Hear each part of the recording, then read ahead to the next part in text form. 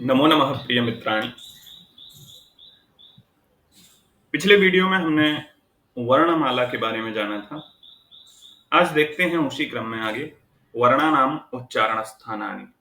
वर्णों के उच्चारण स्थान, किस वर्ण का कौन सा उच्चारण स्थान है, ये आज हम देखेंगे। हम जानते ही हैं कि संस्कृत भाषा सुव्यवस्थित भाषा है और संस्कृत के वर्ण भी सुव्यवस्थित रूप से निबद्ध हैं, बंधे हुए हैं, सुव्यवस्थित रूप में लगे हुए हैं।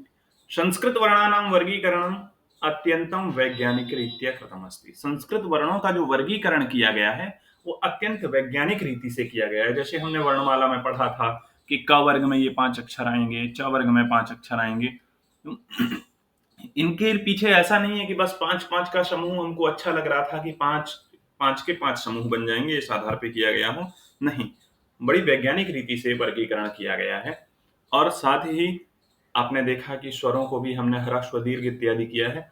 इसके पीछे भी वैज्ञानिक महत्व है। इस महत्व को हम धीरे धीरे समझते रहेंगे आगे आगे, तो सब उसी क्रम में ये उच्चारण स्थान भी आपको जानने हैं। अब हम संस्कृत भाषा में जो उच्चारण स्थान है उनके बारे में जानते हैं। उच्चारण स्थान का मतलब हमारे मुख में कई स्थान हैं। जब हम कोई भी अक्षर बोलते हैं तो उस पर अधिक जोर पड़ता है। तो संस्कृत भाषायाः वर्णानाम उच्चारणं कर्तुं कंठात् मुखपर्यन्तं अष्टानाम उच्चारण स्थानानाम आवश्यकता होती है। संस्कृत भाषा के वर्णों का उच्चारण करने के लिए कंठ से लेकर मुख तक 8 उच्चारण स्थानों की आवश्यकता होती है और इन उच्चारण स्थान के आधार पर ही वर्णों के उच्चारण स्थान बने हैं।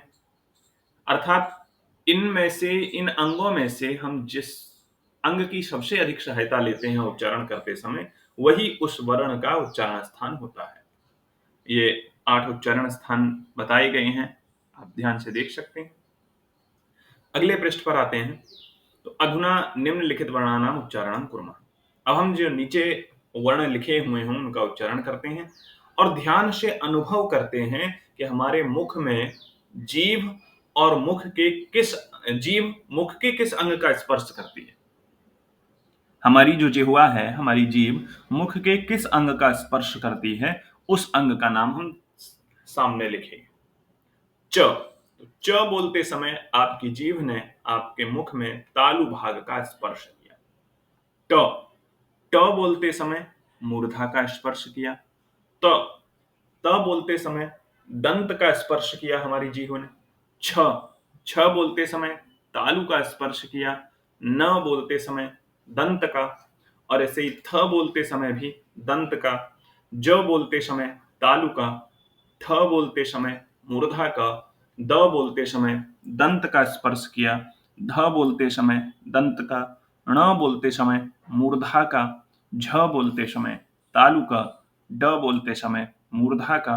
ढ मूर्धा और य बोलते समय तालु का स्पर्श किया।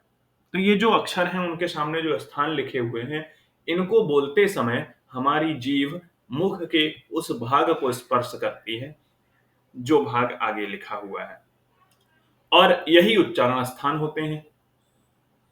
जैसे अभी देखिए यहाँ पर ठ का मूर्धा उच्चारण स्थान है, यानी ठ बोलते समय हमारी जीभ मूर्धा से टकराती है, इसलिए इसका उच्चारण स्थान मूर्धा रखा गया। आइए देखते हैं आगे। निम्नलिखित पदानाम उच्चारणम कुरुत। नीचे लिखे हुए पदों का उच्चारण करिए। कमलम, गीतम, गुणः, नाटकम, भोजनम, पीठम, गणितम। प्रत्येक वर्णस्य उच्चारण समये यत् अंगम अधिकम सक्रियम भवति तद उच्चारण स्थानम भवति। प्रत्येक वर्ण के उच्चारण के समय जो अंग अधिक सक्रिय होता है वही उच्चारण स्थान होता है। अब प्रत्येक वर्ण का उच्चारण करके हम सब इस अनुभव को करते हैं। अभी तक भले ही आपने इस अनुभव को न किया हो, इसका अनुभव न किया हो कि हम कौन सा वर्ण बोल रहे हैं तो कौन सा अंग अधिक सक्रिय है, लेकिन आज इसको देखिए और समझिए। एक एक करके हम उच्चारण करते जाएंगे। अ, आ। स्वरों की बात करते हैं पहले। अ, आ। सक्रिय अंग कौन सा है? कहा कंठ। तो जब कंठ सक्रिय अंग है, सबसे अधिक बल किस पर पड़ा? कंठ पर। मुख का और कोई भाग सक्रिय नहीं है अ और आ बोलते समय, लेकिन कंठ अधिक सक्रिय है, इसलिए इसका उच्चारण स्थान कंठ होता है। ऐसे ही आगे चलते हैं।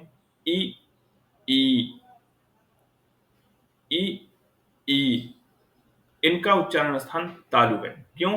क्योंकि ई और ई बोलते समय हम उच्चारण ई और ई बोलते समय हमारा सबसे अधिक सक्रिय अंग तालु होता है।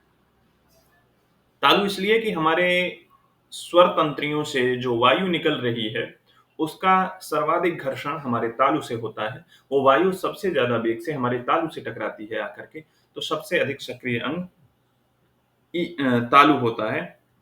तो ई और ई सबसे अधिक सक्रिय तालु है, इसलिए इन दोनों का उच्चारण स्थान तालु होता है।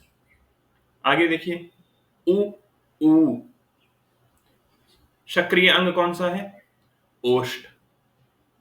ओष्ठ इसलिए कि बिना ओठों को गोल किए आप ऊ और ऊ का उच्चारण नहीं कर सकते हैं। सर्वाधिक सक्रिय अंग ओष्ठ होने के कारण ऊ और ऊ का उच्चारण स्थान ओष्ठ होता है। देखिए, ऐसा नहीं है कि अन्य अंग कार्य नहीं करेंगे। भाई, कंठ तो आपका हर एक में कार्य कर रहा है, लेकिन उसकी अपेक्षा जो अंग सर्वाधिक सक्रिय है वह उच्चारण स्थान है। अन्य अंगों की सहायता हम लेते ही हैं, लेकिन जो सर्वाधिक सक्रिय है उसके नाम पर उच्चारण स्थान रखा जाता है। उ, ऊ। साथ में आप भी बोलिए और अनुभव कीजिए। री, री। तो री, री बोलते समय सर्वाधिक सक्रिय अंग कौन सा है? मूर्धा। आप स्वयं अनुभव कर पा रहे होंगे अगर बोल रहे हैं तो अंग हमारा सर्वाधिक सक्रिय, और मूर्धा आपके मुख में कहाँ होता है? ये निशान बना हुआ है, यहां देखें। सक्रिय अंग हमारा है मूर्धा, तो री और री का उच्चारण स्थान मूर्धा होता है। आगे चलिए। लरी। लरी बोलते समय सक्रिय अंग दंत है। हमारी जिह्वा जो है दंत से टकराती है। जिह्वा का अग्रभाग हमारे दांतों से टकरा रहा है, इसलिए इसका उच्चारण स्थान दंत होता है। ए, अय। अब ए, अय बोलते समय कंठ और तालु दोनों ही हमारे सक्रिय हैं। तो ए और अय का उच्चारण स्थान क्या हो गया? कंठ, तालु। कंठ और तालु दोनों ही अधिक सक्रिय हैं, इसलिए इसका उच्चारण स्थान कंठ तालु हो गया। ऐसे ही ओ, औ। ओ, औ बोलते समय कंठ और ओष्ठ दोनों ही सक्रिय हैं, इसलिए इसका उच्चारण स्थान कंठ और ओष्ठ है। कंठोष्ठ उच्चारण स्थान बोला जाता है इनका। इनका जो सार है वो आपको वीडियो के डिस्क्रिप्शन में मिल जाएगा। तथापि एक बार फिर से हम देख लें। स्वरों का उच्चारण स्थान अ और आ का उच्चारण स्थान होता है कंठ। ई और ई का उच्चारण स्थान होता है तालु। उ और ऊ का उच्चारण स्थान ओष्ठ। री और री का उच्चारण स्थान मूर्धा। ली का उच्चारण स्थान दंत। ए और ए का उच्चारण स्थान कंठ तालु, और ओ और औ का उच्चारण स्थान कंठोष्ठ होता है। अब अनुस्वार और विसर्ग का भी उच्चारण देख लें हम। अनुस्वार विसर्ग का उच्चारण हमेशा स्वर वर्ण के साथ होता है। कल बताया था आपको पिछले वीडियो में कि अनुस्वार और विसर्ग हमेशा स्वर वर्ण में लगते हैं, तो हमेशा स्वर के साथ होता है। जैसे अंग हमने कहा, तो अंग में अ तो स्वर वर्ण हो गया, और ऊपर जो बिंदु बिंदु रखा हुआ है वो अनुस्वार हो गया। तो उच्चारण स्थान जो अंग है, फिर से देखिए, अंग, अंग। तो जो सक्रिय अंग है वो कौन सा है? कंठ और नासिका। अंग।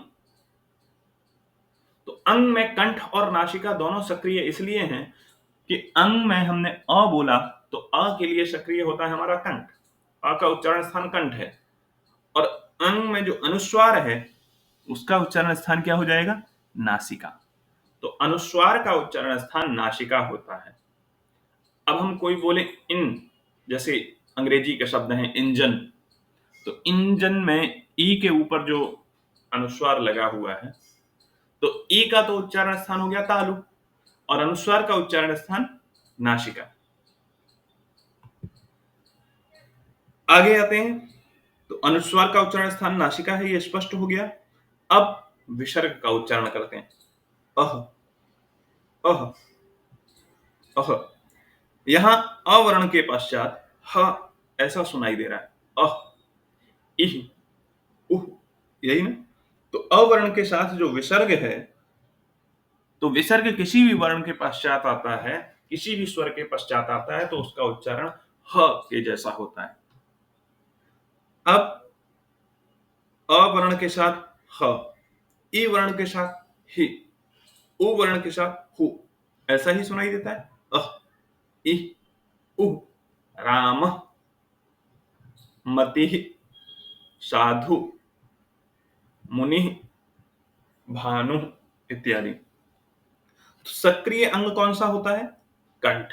विसर्ग के उच्चारण स्थान में सक्रिय अंग कंठ है। तो विसर्ग का उच्चारण स्थान कंठ होगा। ठीक है। अनुस्वार का उच्चारण स्थान नासिका है और विसर्ग का उच्चारण स्थान कंठ है। आज हम यहीं रखते हैं। व्यंजनों का उच्चारण हम अगले वीडियो में आपको बताएंगे। तब तक के लिए अध्ययनरत रहें।